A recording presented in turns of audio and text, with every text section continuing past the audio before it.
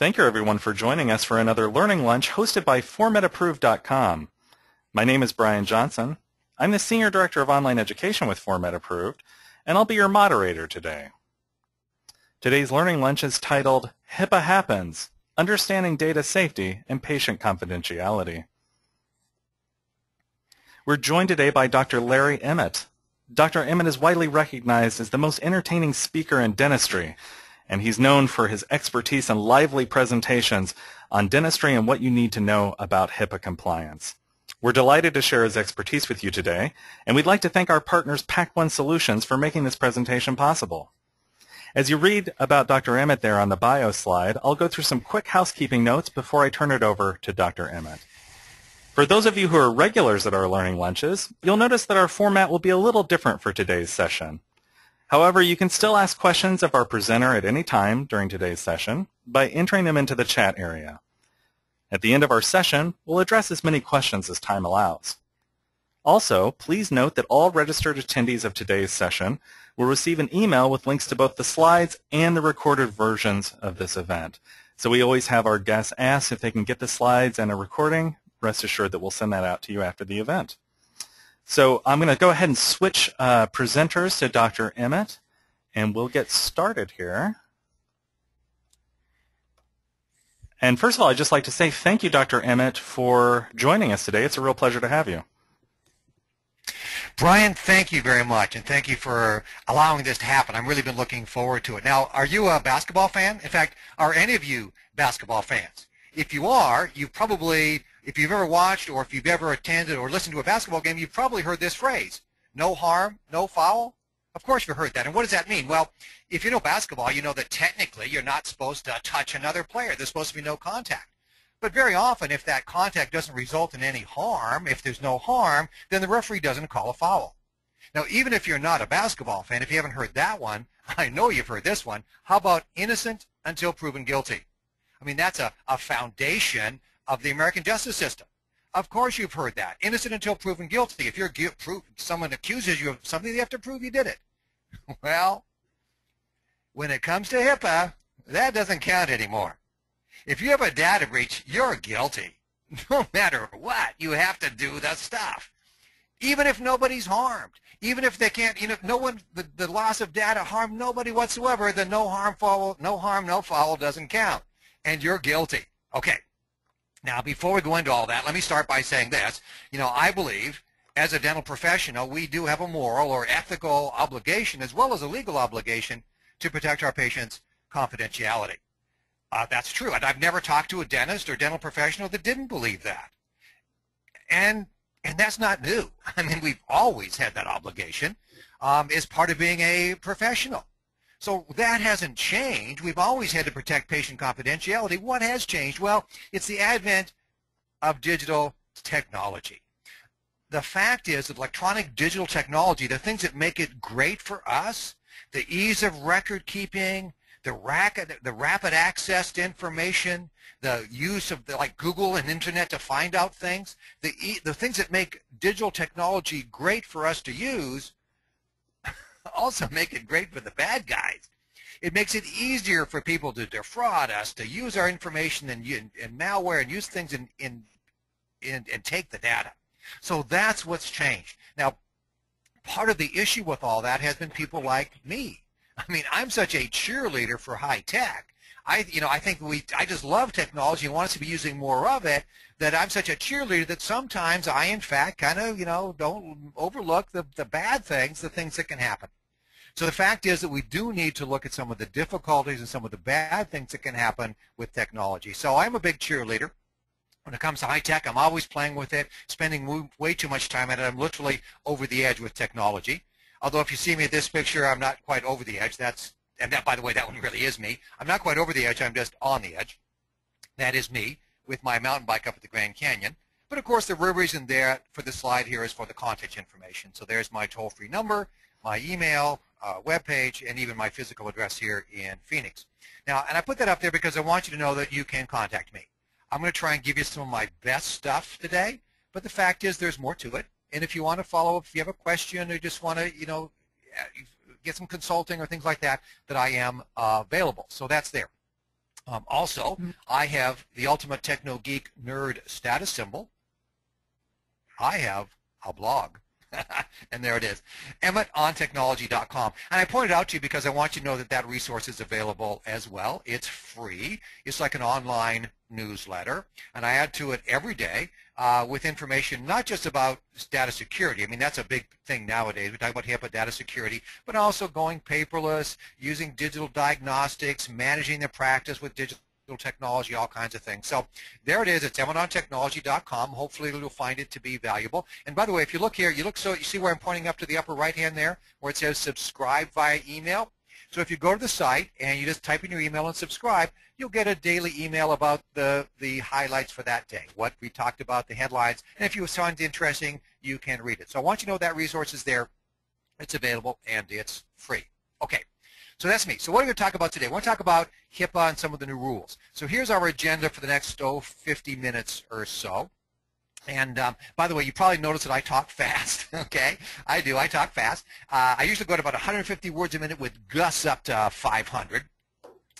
Nevertheless, I'm not sure I'm going to get through all of this, but there's some things I really want to emphasize. So we're going to start off with some of the new rules. What has changed? I'm going to spend most of my time on the second thing there where it says data breach. I think that's an area that we really do need to be concerned about. And then with time allows, we talk about security and training measures, some other things as well. So let's go back to the new rules. What's changed? Well, September 23rd of last year, several months ago, the new HIPAA Omnibus rules went into effect. And in theory, all us dental offices are supposed to be following the new rules. In reality, as I talk to dentists, I know a lot of us are confused. We're not sure exactly what we need to do. We're trying to comply but don't exactly know how. So there are a lot of changes and things going on. So we're going to hit that briefly. And one of the other things that has changed, I used to talk to dentists, they say, well, yeah, HIPAA is important, security is important, but there's no such thing as HIPAA Police. Well, that's not true anymore.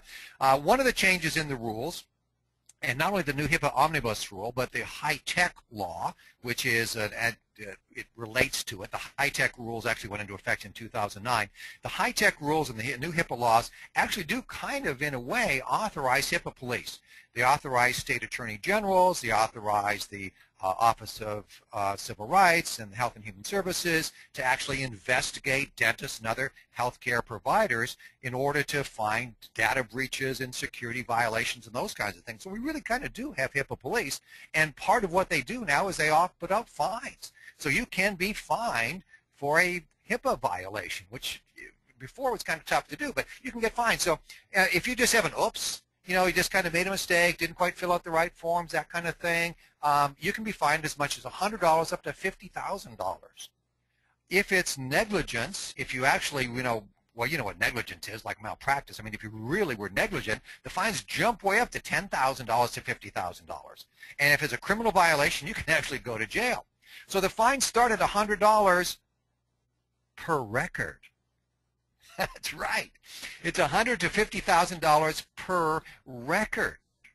So that means it can be substantial. So even let's say that you had 2,500 records. That's kind of a typical, not even a very big dental office, and you lost those records, and you got kind of a moderate fine of $300 per record. That's $750,000 fine, $250,000, for kind of a moderate fine. Now, don't be alarmed, because the fact is that the maximum is only $1.5 million. Okay? So the fact is that these fines can be substantial. They are designed to be punitive, and in fact, they are. Now, here's something else you need to keep in mind. If you do receive one of these fines, your insurance isn't going to cover it. Your malpractice or your business liability insurance generally does not cover HIPAA violations, either fines that you might receive or the cost of compliance. So the fact is, you're going to have to pay this money, pay a fine out of your own pocket. Now, I said that it's not covered. There is some change going on there. Some of the liability malpractice carriers are adding HIPAA insurance, limited HIPAA insurance as an add-on. Your current policy probably doesn't cover it, but you might check to see that. And there are some people coming into the industry with specific HIPAA insurance programs. One I'm familiar with is called PCI-HIPAA, and they actually provide insurance directly for this. So it's possible to get insurance, but the fact is right now with your current policy you're probably not covered. Okay, so that's where some of the changes are and some of the issues you need to be concerned about. So what do you do? How do you in fact become compliant with the new HIPAA regulations? Well, as I look at it, as I read the regulations and tried to struggle through this myself, I found that there's really kind of two parts to it. You might call the process versus outcomes.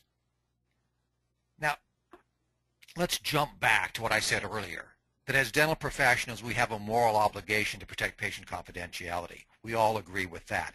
And I would call that the outcomes. How secure really is our patient information? And that's really important for us to take care of. But the other part of it is the process. And the fact is that the regulations have a lot of processes, things you need to do to fill out this form, to get that form signed, to document that you do this. So I kind of broke that down into basically two levels. What I call PMP, protect my patients. That's the thing that really matters. It's going to keep our patient data secure. I think that's what's most important. But in addition to that, we also have what I call CYA. And you know what that means again, of course. Comply yet again. Okay, so you need to comply yet again, means filling out the forms, having the proper paperwork, doing those kinds of things in order to protect yourself from the regulators. So PMP is actually protects your patient. CYA, comply yet again, protects you from regulators. Now, how might that work? What I actually have here is a copy of an actual letter that was sent to a health organization that was accused of having a data breach. Apparently, there were two different account numbers from Oop, hold on now. Got a So little the audio interference. Go ahead, Dr. Emmett. Oh, okay, I heard you there. Are you guys there? Go ahead. Go right ahead. Okay, thanks. Okay. What was I talking about? Oh, yeah, the letter. So OCR, by the way, stands for Office of Civil Rights. That's who you get investigated by if you're accused of having a breach. So following a data breach, this is an actual letter that was sent to a healthcare organization, and they asked for 11 things. So I've highlighted a couple of them here, number 4 and 5. So make it a little bigger so you can read. Number 4, they were asked to produce a copy of their HIPAA policies and procedures related to disclosing and safeguarding of PHI. That's protected health information, which in a dental office basically is anything you write down about your patient. And specifically ePHI, electronic personal health information, protected health information. So number 5, they said ask for a copy of policies and procedures implemented to safeguard CE. That's covered entity. That's your dental office, facilities, and equipment. Those are just 2 out of 11 things they were asked to produce within 30 days. The fact is, if you haven't done this, if you haven't set up the compliance, you haven't done the CYA, comply yet again things, and get accused of it, it's going to be difficult to do it. So how do you do that? Well, there's a couple of sources. The ADA, the American Dental Association, published a compliance kit they've made available in the middle of last year. You can buy that as an ADA member for about $300. And it does have some good stuff in there. It's got a lot of forms to fill out. It's got a CD that'll kind of take you through it. It has some training guidelines. But the fact is, it's just a whole lot of paperwork that you have to do yourself. So it's decent. On the other hand, another way to do it is to go to your IT support person. For example, Pact One. Pact One is sponsoring today's program. I want to say thank you very much to Pact One for doing that. I appreciate that. I personally work with them a lot. I've learned a tremendous amount from them. And by the way, while I'm thanking Pact One, let me say thanks again to Format Approved. And thank you to Brian for the great introduction and setting all this up and making this available to us. So you can do it yourself with the ADA kit, or you can go to an IT support person like Pact One, and they have a program that will take you through every step of compliance, the training, the setup, the looking over your system, all that kind of stuff. So they've got that available for you. So that's, I think, a more effective way to do it than try and do it yourself, but you can do either one. Okay, so with those basic ideas about how you can get involved with compliance, I want to jump now to my next topic, which is what I want to spend most of this day of this morning on, and that is the topic of actual data breach. Now, a data breach is when the data has been exposed to someone, an outside source, and we tend to think of it like this guy here, like some mysterious, spy who's, or some, Russian oligarch, breaking into our systems. And that does happen. But that's not really where most data breaches are. But the fact is, that's where you, as a dentist or a dental professional, dental office, that's where you are most at risk from some sort of data breach. And data breaches have been in the news a lot lately. Have you seen this one? You probably have. It's been in the news quite a bit. Target, the department store, they suffered a data breach in the middle of last month that's been talked about a lot. In fact, there were 2 different data breaches. Some of the news reports are saying over 100 million people had their data exposed to whoever it was that was hacking into the Target systems. I mean, this is a big deal. So it's not just dentistry, but the fact is that data breaches are happening all across industry, and it is a problem we need to look at. So Target was actually targeted by hackers. What about dentistry? So as I look at the reported breaches, this is what's really happening in the medical dental world. So when data was lost, about half of them, 50%, about half of the data breaches are theft. That means that a computer, typically a laptop, was stolen. Sometimes it could be a tablet computer, even a smartphone, or some of the thefts are actually burglars breaking into the office and stealing the office computers. So half of data breaches are theft. The next biggest one, which is only 16%, is unauthorized disclosure. Now, generally what that means is someone looking at it that shouldn't. Some of the examples given are, well, for example, at the UCLA Medical Center, people were caught, like clerks looking up the medical records of celebrities like Britney Spears who was there, that kind of stuff. That's obviously a violation. For a larger violation, some undisclosed disclosure issues were one medical service actually sent EOBs to the wrong people. So they sent a whole bunch of EOBs with information, protected health information, to people they shouldn't have. Well, that's obviously wrong. But only 16% do that. Interesting, number 3 is loss, 12%, which is kind of like theft. That means that you actually lost the computer. You lost your laptop, you lost your tablet, whatever. The fourth one down there is hacking. That's the one we're really kind of scared about. That's what someone's actually trying to get in and actually steal our data. And interestingly, it's only 8%. Only 8%. So that means that 92% of reported breaches were not someone really trying to steal data. They were something else, like theft or loss. Improper disposal, 4%. And that can be either paper or electronic. One infamous case was a health organization that actually just threw a bunch of, in fact, almost 100,000 files, just threw them in the dumpster. So 100,000 paper files in the dumpster. Well, that was wrong. Another infamous case was an insurance company that returned their printers, their digital printers, to the leasing company, and unknown to them, there was actually memory on the printers, and some medical information was stored on the printer's memory, and that was a breach. And if you throw away your computers improperly, those kinds of things. But that's only about 4%. Then we have 2% unknown. So if you look at that, 62%, almost 2/3 of data breaches in medicine and dentistry are lost or stolen. That's where we come back to that innocent until proven guilty thing. The fact is that most of these are not people looking to get data. They're people looking to steal a computer. And yet, if you get your computer stolen, if your laptop is stolen and has patient information on it, you are guilty. And actually, there's another thing that happens there. Not only is innocent until proven guilty one of our principles of justice, but how about this one, that you don't have to incriminate yourself? You've heard that Fifth Amendment thing? It doesn't work here. The fact is, if you have a data breach, if you have a laptop stolen, you are required to report it. You have to turn yourself in. If you don't, once again, you are in violation. So if you lose a laptop, if it's stolen out of your office, you are guilty. So what do you have to do?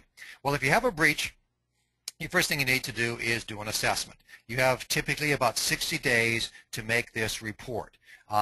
It says BA 2 days. BA stands for business associate. That is the people that also have access to your data, like your IT support person or your, well, that'd be the easiest one. So if they lose the data, they have to tell you within 2 days. Then you have 60 days to write up the report. Maybe. 60 days is the federal law. Some states are even more stringent. California, you have to report within 5 days. I mean, I don't even know how that's even possible.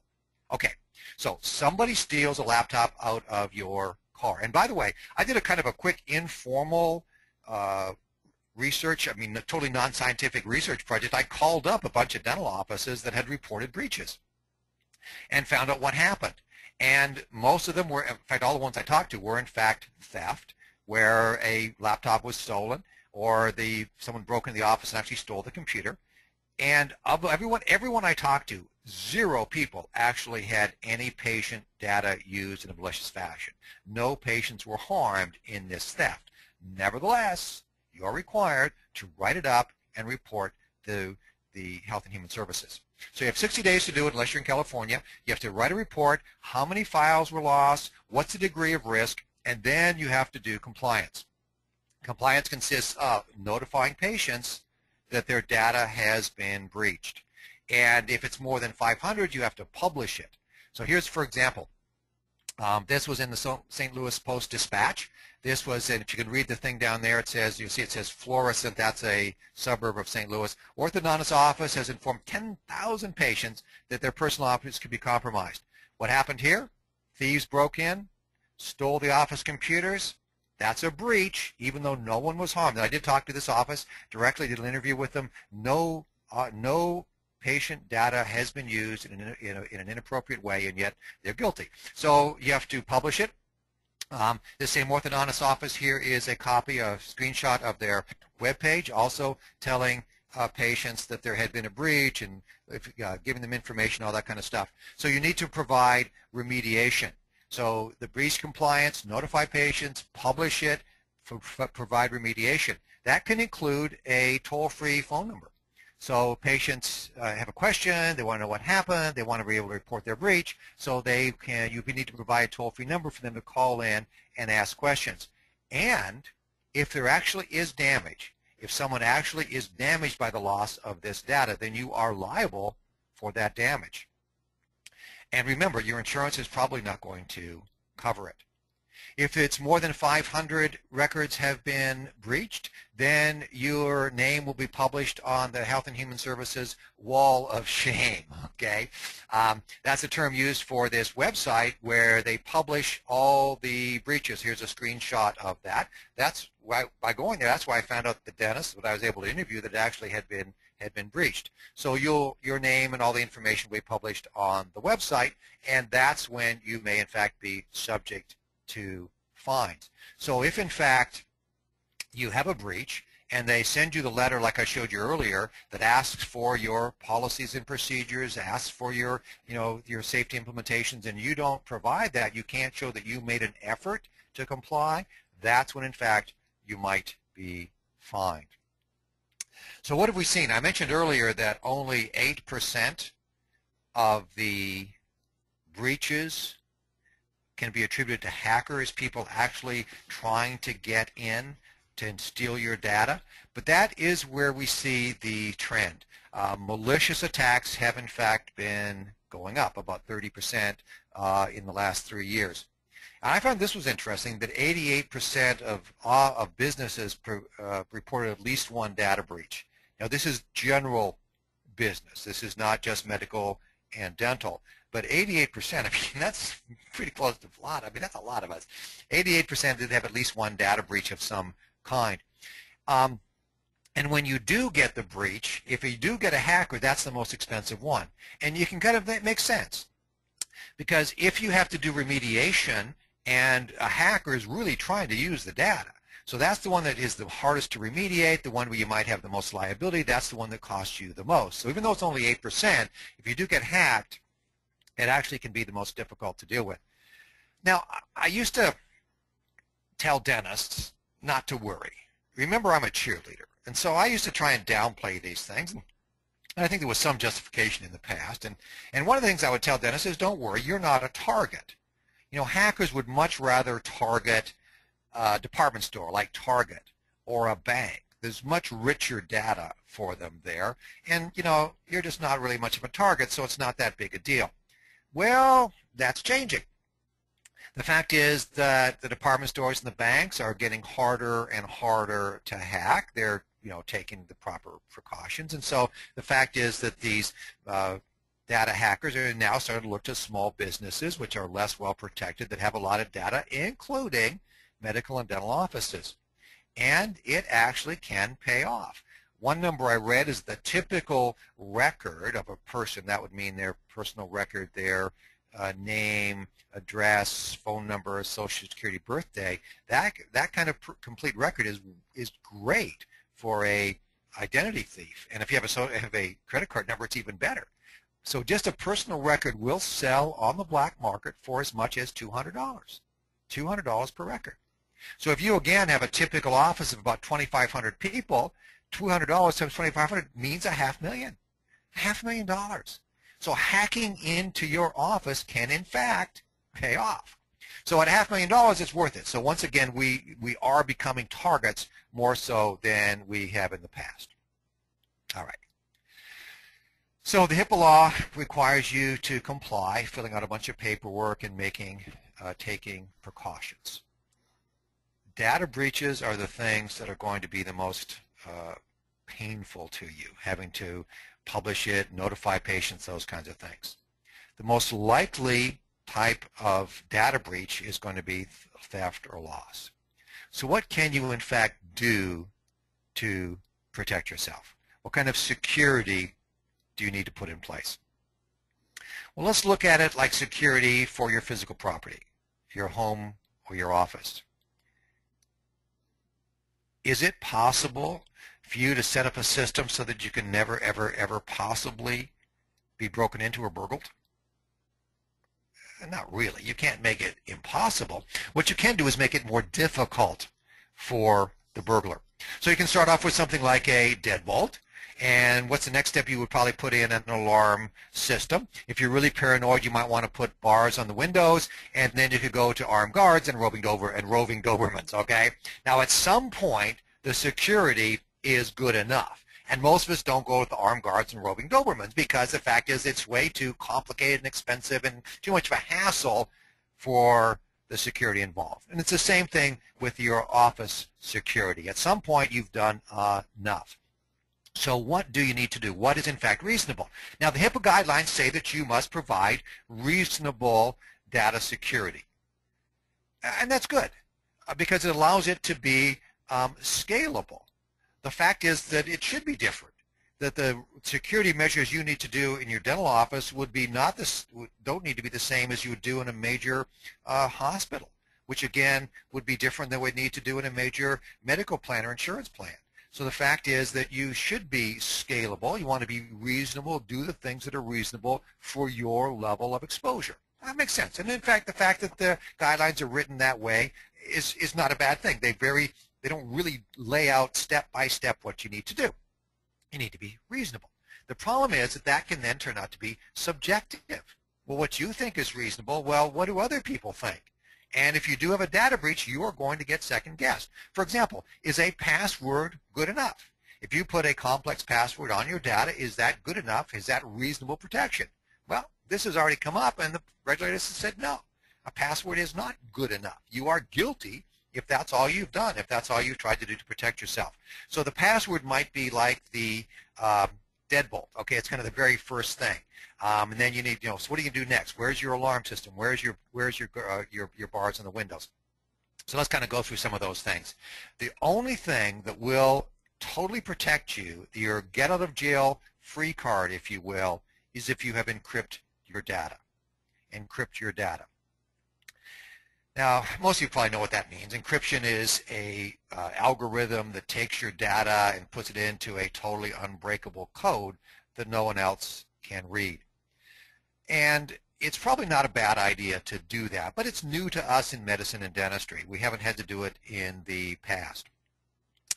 And there are some problems with it because the fact is that our dental software like EagleSoft or Dentrix or whatever you might be using was not designed with security in mind. It didn't seem to be an issue in the past when these things were first designed. And in fact, encryption sometimes can be a bit of an issue. And they often will tell you, no, don't encrypt your data because it's going to make your system run poorly. There are ways to get around that. But the fact is, if you have encrypted your data, that is your get out of jail free card. So if you lose the laptop and the data is encrypted, you don't have to go through those hoops. You don't have to notify the patients, put on your web page, publish, provide the 800 number. All of that goes away if you have encrypted your data. So what to do? I would think at the very minimum, you want to encrypt any data that leaves your office. So if it's on a laptop or a tablet, or it goes into the cloud to be backed up, or it's put on a backup tape, you want to have that data encrypted. If you do, that's your get out of jail free card. The next step, do you need to encrypt the data that's actually on the server in your office? Well, yeah. I mean, you still are at risk. Most of the thefts and lost computers are in fact laptops and tablets, but the fact is that thieves will break into your office and steal your computers, including your server. So if they steal your server with your data on there, that's a data breach and you're guilty. And if you haven't jumped through all the hoops, you could be fined. So I do think it's a good idea to encrypt the data on your server as well. Now, how best to do that? The problem is that many of the encryption, the simple, inexpensive encryption systems will slow down things and could negatively impact the performance of your system. So the best one that I've heard about so far is full disk encryption. This is the one that the people at Pact One advised me about, talking about how it works. It seems like it really would fit the bill. So what this does is it actually encrypts the entire main hard drive of your server. So when you log in the morning, you have to give it a password. It opens it up so it can be then read from the entire system in an unencrypted format, so it doesn't slow things down. You're not unencrypting every time you make an entry.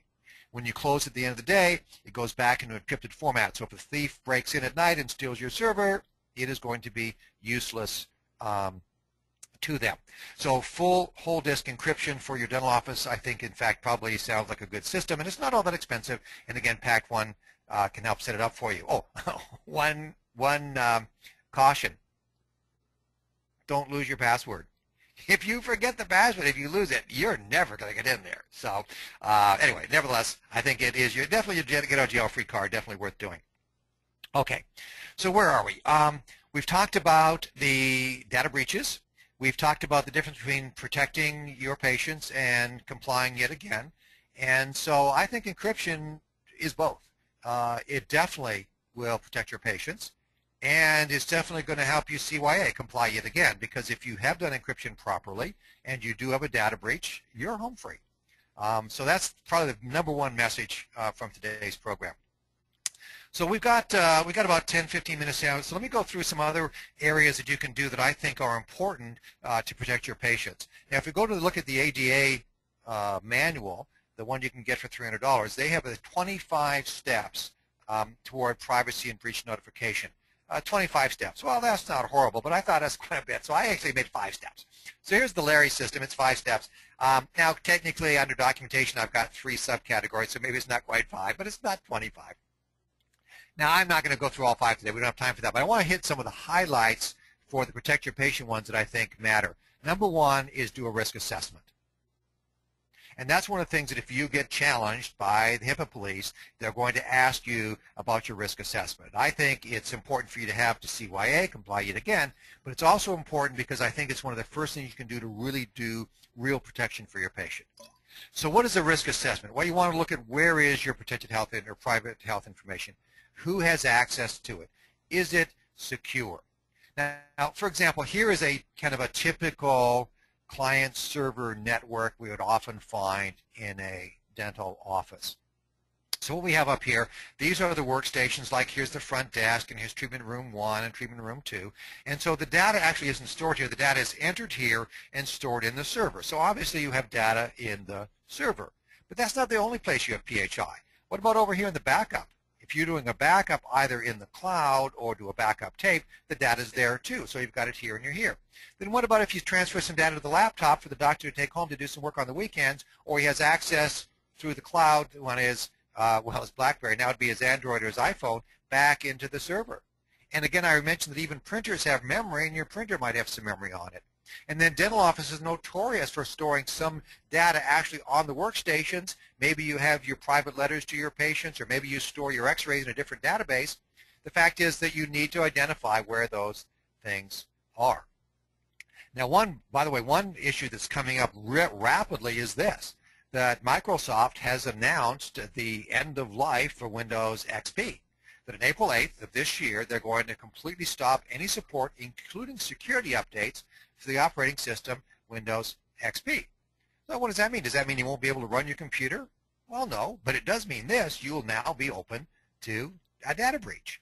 This is from Paul Meyer, a Microsoft executive, and they know that once they stop doing security updates, that Microsoft XP will be open to hackers. So does the HIPAA rules specify that you have to replace XP machines? No, but they specify you have to be reasonable. Now, with this information out there, if you have an XP machine on your system that's open to hackers, is that a reasonable precaution? I wouldn't want to bet on it. So the fact is, before April 8th of this year, it's probably a good idea to replace any machine you have running Windows XP. Okay, what else? So where is it? Who has access to it? Is it secure? Now, the access thing, by the way, of course your staff has access to it, but what about your IT provider? What about your insurance company? What about your laboratory? What about your CPA? So you need to look at all of those things too. Then, does the staff know what to do, and is the paperwork in order? We'll come back to that a little bit later, because that staff thing, training, is huge. So risk assessment, who can do that? Well, once again, here's the ADA form. They have 18 pages that you can go through and read and write and try and figure out what it means for yourself, but if you're an IT expert, it might be difficult. This is an online system that Pact 1 has made available, where you just go through online and it asks you questions, you fill it out, it gives you the information, and it provides documentation. Because that's one of the big things. It's not just that you do it. Doing it is protect my patients. That's going to help you make sure your patient data is secure. But documenting it is CYA, comply yet again, because if you ever challenge, you're going to have to show the documentation. Okay, does the staff know what to do? That comes down here to this one. I'm going to jump way down here to training, because I think that's a huge topic that sometimes, well, it's huge. You need to do that. So training, what does that mean? Again, you want to make sure they understand the rules. You want to review the assessment so they know who has access to it, review the policies and procedures, go through the best practices. That could be things like, you don't talk about patients in front of other people. You don't send in patient information on email, those kinds of things. And then you need to review it annually. I think part of that training thing is just creating a culture in your office that you're professional and you respect your patient's privacy. I mean, that's just a great first step, just kind of be aware. And then you have to train any new hires. So the fact is, kind of like OSHA training, any new person, you have to document that that new person was in fact trained. And that's, again, one of the big things. It's not just doing it. Doing it is important. That's protecting your patients. But documenting it is CYA. That's comply yet again. So how can you do that? Once again, the ADA form will help you do that. They have 14 pages on training. The ADA also provides an online HIPAA class, which I took. It was decent. But to tell you the truth, I learned a whole lot more from these guys, which are our sponsors today. Thanks again.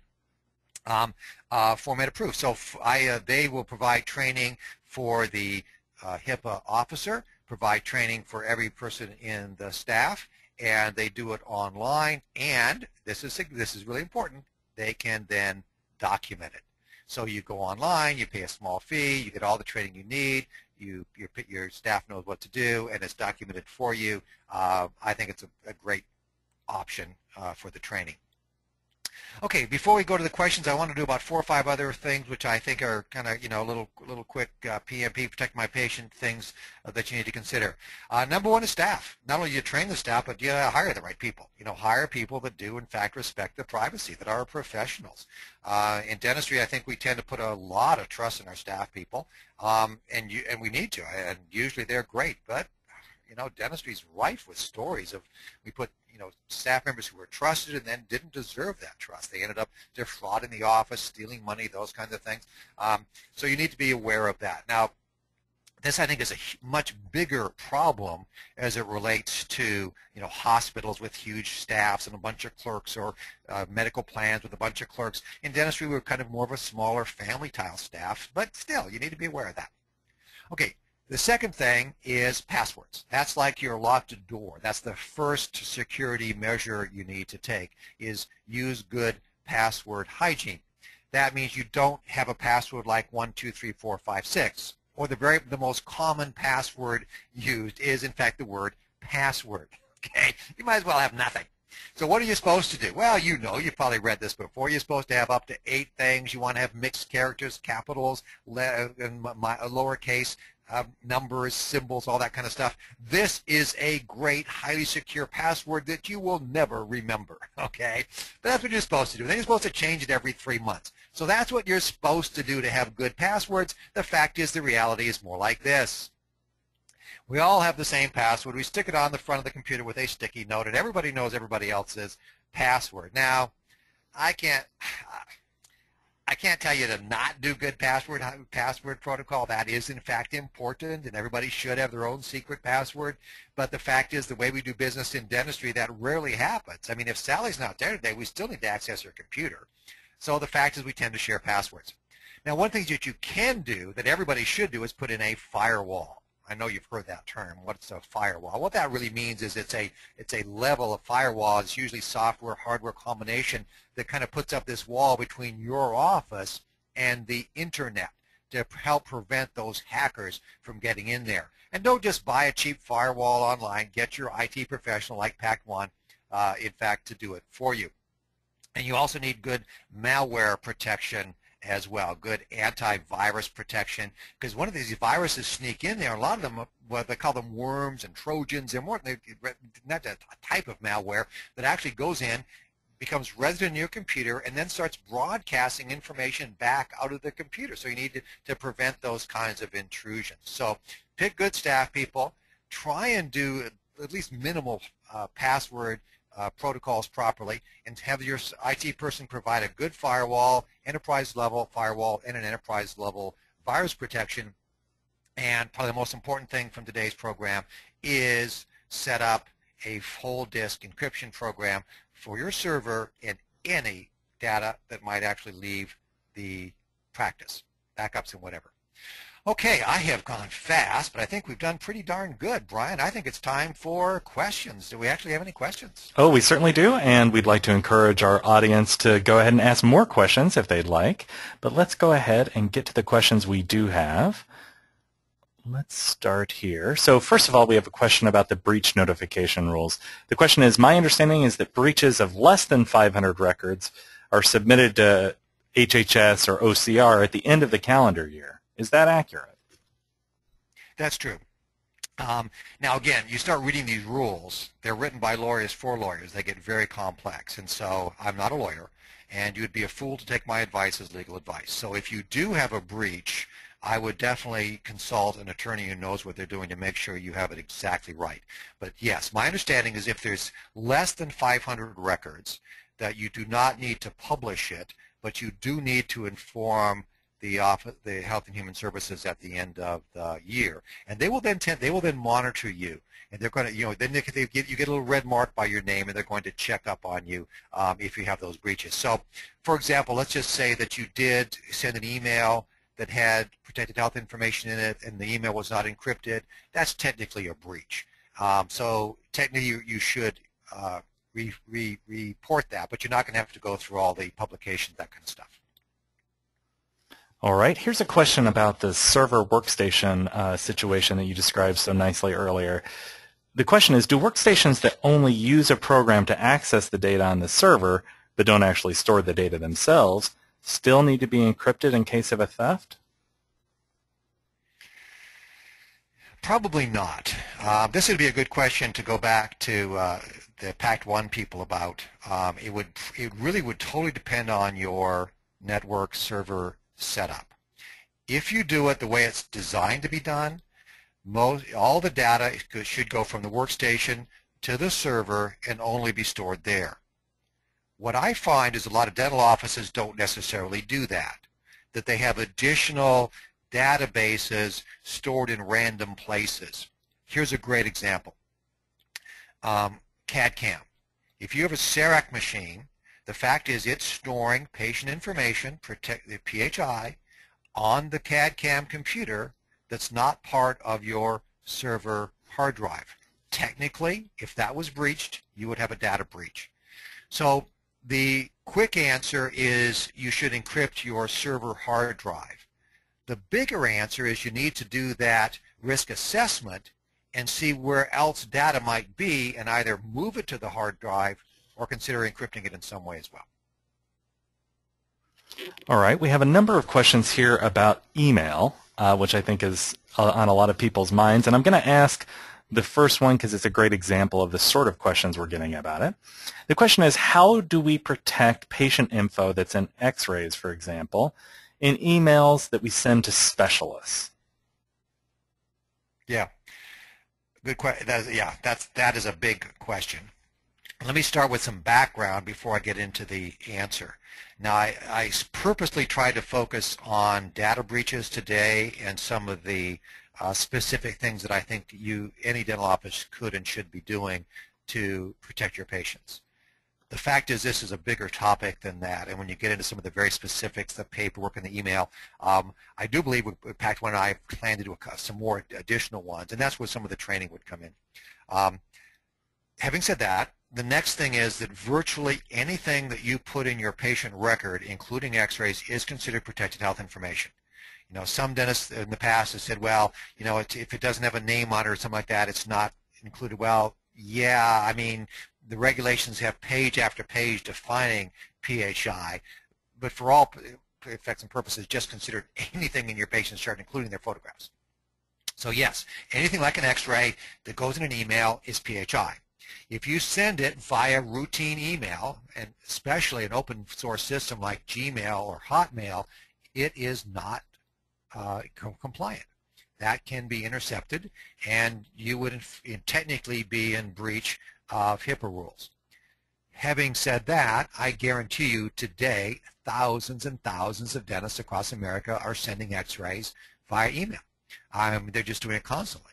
So it's being done all the time, but technically it's not good. You shouldn't not. You try not to do it. So how do you do it? There's two ways to get around doing that. Number one, you can get an encrypted email service. Now, and again, Pact 1 can provide that to you. And what you do is it's an add-on to your email system. And when you want to encrypt an email, you just click that button that says it's going to be encrypted, and then you would send it to your specialist, to whomever. They would have a special code then to unencrypt it and get it back. So you don't have to encrypt all your email, but just the ones that in fact contain PHI, like an email, like an X-ray to a specialist. The second way to do it is don't do it via email, but do it by a web server. So what you do then is you upload the X-ray to a website which is encrypted, and you don't send it directly to the specialist, but the specialist gets an email from you telling them that an X-ray has been uploaded, and giving them a special code to in fact have access to it, so they can then download it back to their office. So once again, to kind of restate it all, X-rays, in fact anything about your patient, is protected health information. Sending it via email is not safe. It isn't technically, it is a violation, although it's done all the time. Two ways to get around it: add an encryption portion to your email service, or don't use email but do it via a web service, and there's several of those available as well. That's great advice, Dr. Emmott. Let's go to another question about laptops and stolen hardware. The question is, if a laptop is lost or stolen from the office, but you know that it doesn't have ePHI on it, does that still have to be reported? No, I don't think so. Again, this is one of those ones, you know, you'd be a fool to take my advice. I'm not a lawyer, but my understanding is no.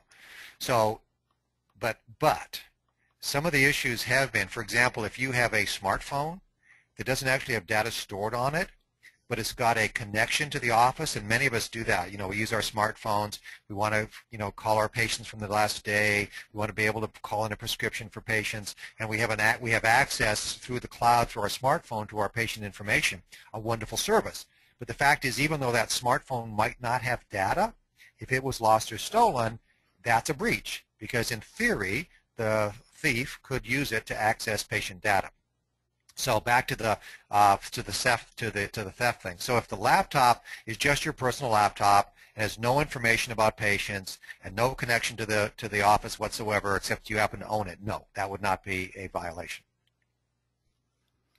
We have a couple of questions here about faxing, so I'll ask the first one here. Do faxes need to be changed to web faxes that go into some kind of HIPAA compliant email, or is it okay to still use faxes? The basic answer is, I'm not sure. I don't know. Personally, I've kind of got, I haven't used a fax in a long time. I'm reminded of the comedy show Office when they're talking about faxing things. So you're going to fax it? Why don't you send it by dinosaur? I'm sorry, Sure. I'm showing my bias.